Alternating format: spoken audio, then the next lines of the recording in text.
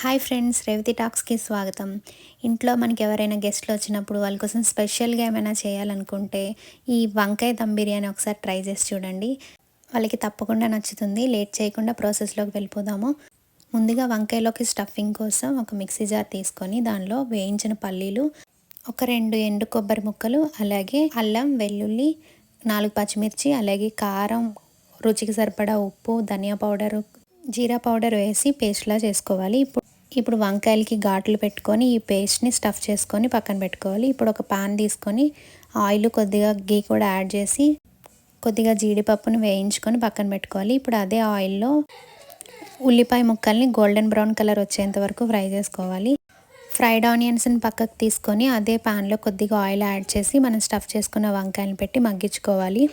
ఇప్పుడు rice boiling కోసం ఒక పెద్ద గిన్నెలో వాటర్ వేసుకొని దానిలో బిర్యానీ సామాన్లు, అలాగే కొద్దిగా అల్లం వెల్లుల్లి పేస్ట్, కొద్దిగా కొత్తిమీర, పుదీనా కూడా యాడ్ చేసుకొని నీళ్ళు మరుగొచ్చిన తర్వాత మనం సోక్ చేసుకున్న రైస్ని బాయిల్ చేసుకోవాలి.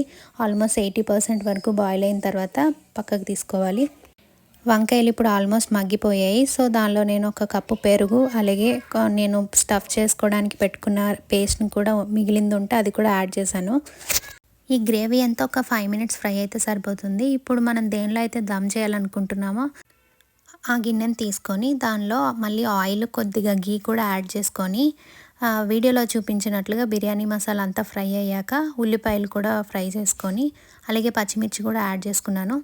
ఇవన్నీ బాగా ఫ్రై అయిన తర్వాత మన పెరుగు వంకాయని లేయర్స్గా యాడ్ చేసుకొని దాని తర్వాత మనం బాయిల్ చేసుకున్న రైస్ని కూడా వేసి మిగిలిన వంకాయనంతా కూడా సెకండ్ లేయర్ వేసి రైస్ని మొత్తం యాడ్ చేసుకున్నాక మనం ముందుగా ఫ్రై చేసి ఉంచుకున్న ఫ్రైడ్ ఆనియన్స్, అలాగే క్యాజుని కూడా మధ్యలో యాడ్ చేసుకుంటూ పుదీనా, కొత్తిమీరను కూడా యాడ్ చేసుకొని 15 మినిట్స్ పాటు దమ్ చేసుకోవాలి.